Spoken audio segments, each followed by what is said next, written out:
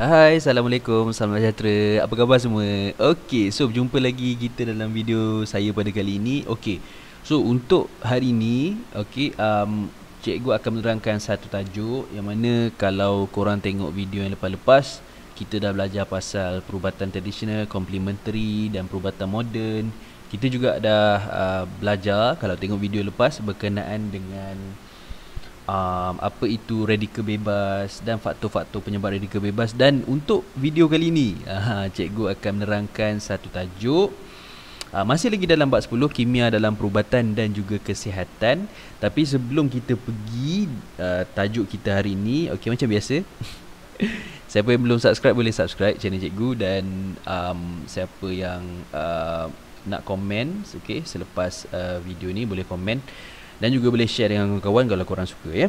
Okey, jomlah kita tengok tajuk kita hari ini. Okey, bahan antioksidan 10.3, bahan antioksidan. So apakah yang dimaksudkan dengan bahan antioksidan? Okey, bahan antioksidan adalah sebenarnya sebatian kimia yang melambatkan atau menghentikan proses pengoksidaan. Bahan-bahan kimia yang boleh melambatkan atau menghentikan terus proses pengoksidaan. So itu bahan antioksida. So bila sebut antioksida, maksudnya dia menghalang pengoksidaan. Okey. So senang je kan? Okey, senang je. Okey, bahan antioksidan boleh melindungi sel daripada kerosakan akibat radikal bebas dan dianggap sebagai barisan pertahanan badan terhadap sesetengah penyakit. Badan berupaya menghasilkan bahan antioksidan, namun keupayaan ini semakin berkurang apabila usia semakin meningkat. So semakin lama kita, semakin berusia kita, so bahan antioksidan kurang dihasilkan oleh badan kita. Okey, bahan antioksidan bertindak balas dengan radikal bebas untuk membentuk sebatian yang lebih stabil yang boleh menghentikan proses pengoksidaan. Okey, bahan antioksidan boleh didapati melalui buah-buahan dan sayur-sayuran. Okey, cerita dia macam ni. Sebenarnya, bila kita sebut pasal radikal bebas, kalau kamu tengok video yang lepas, radikal bebas ni adalah merupakan atom atau molekul yang tidak stabil, di mana elektron dia kurang. So, bahan antioksidan ni adalah satu bahan yang boleh menderma elektron kepada radikal bebas tersebut. So bahan antioksidan ni baik hati. So dia bagilah satu elektron ataupun dua elektron yang tak cukup tu kepada radikal bebas.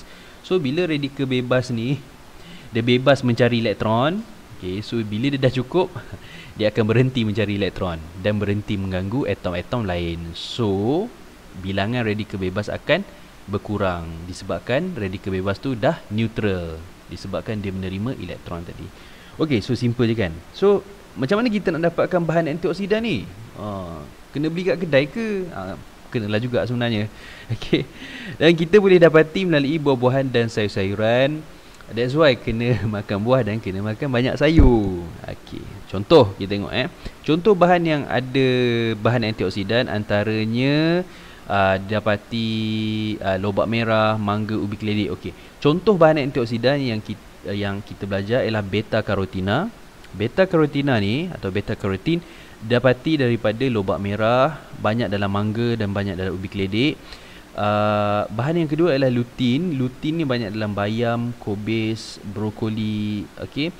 Dan lycopene banyak terdapat dalam betik, jambu batu, tembikai, apricot. So sebenarnya buah-buahan tempatan ni banyak bahan antioksidan. Okey. Seterusnya vitamin C ataupun nama lain dia adalah asid ascorbic. Banyak terdapat dalam buah-buahan citrus, buah-buahan masam, limau, lemon dan sebagainya. Bayam, brokoli, kiwi, strawberry, ladi hijau dan juga bijirin. There are lots of vitamin C or acid ascorbic which can help to prevent radikal bebas. Banyak radikal bebas ya. Banyak-banyak penyakit yang terhasil daripada radikal bebas tu insya-Allah dapat dikurangkan ya. Dan kita juga ada vitamin E ataupun alpha tocopherol.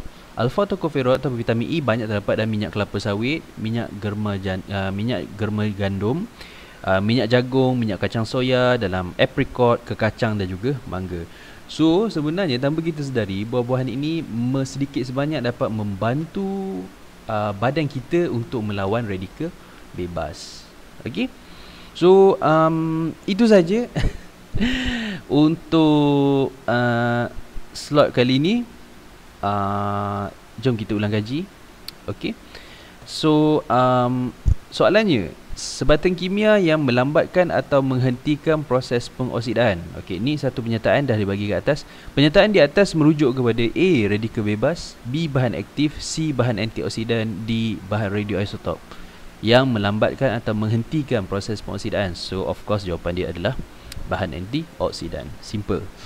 Okey, next. Rajah di atas menunjukkan sejenis buah-buahan. Apakah bahan yang terkandung di dalam buah-buahan ini? Okey, kita tahu bahawa buah-buahan ini buah ini adalah buah limau dan rasanya masam. So, eliminate jawapan yang tak logik. Natrium klorida, asid ascorbic, asid ethanoik, sodium bikarbonat. So, yang tak logik, natrium klorida dengan sodium bikarbonat. Kita tahu bahawa asid selalu bersifat masam. So, antara dua jenis asid ni, mana satu? So kalau korang tahu, asid ascorbic ni adalah vitamin C. So confirm jawapan dia adalah B, asid ascorbic, ataupun nama lain dia vitamin C. Okay, next questions is, radikal bebas boleh dielakkan dengan mengambil makanan yang kaya dengan bahan antioksidan. Soalannya A, nyatakan dua contoh makanan yang kaya dengan bahan antioksidan. Dan soalan yang kedua, huraikan secara ringkas tindakan bahan antioksidan terhadap radikal bebas yang berlaku dalam badan manusia. Okay, soalan ni atas 2 markah, soalan B 3 markah. Okey, apa jawapan dia? So, dua contoh makanan, limau dan brokoli. Simple. Ataupun tomato ataupun apricot dan sebagainya. Apa-apa makanan yang kaya dengan bahan antioksidan. So, 2 markah, 2 jawapan. Huraikan secara ringkas tindakan bahan antioksidan terhadap radikal bebas yang berlaku dalam badan manusia. Macam mana bahan antioksidan boleh bertindak terhadap radikal bebas? So the answer is, bahan antioksidan bertindak sebagai penderma elektron kepada radikal bebas. Poin yang kedua, radikal bebas menjadi neutral dan stabil. Poin yang ketiga, radikal bebas yang neutral dan stabil tidak akan menyerang atom atau molekul lain. So they'll live happily ever after. Okey lah guys, so setakat ini saja video saya untuk part kali ini. Dan insyaAllah part akan datang saya akan bincangkan dengan tajuk lain. So happy study untuk korang. Jangan malas-malas. Okey, so salam sayang pada saya. Bye bye. Assalamualaikum.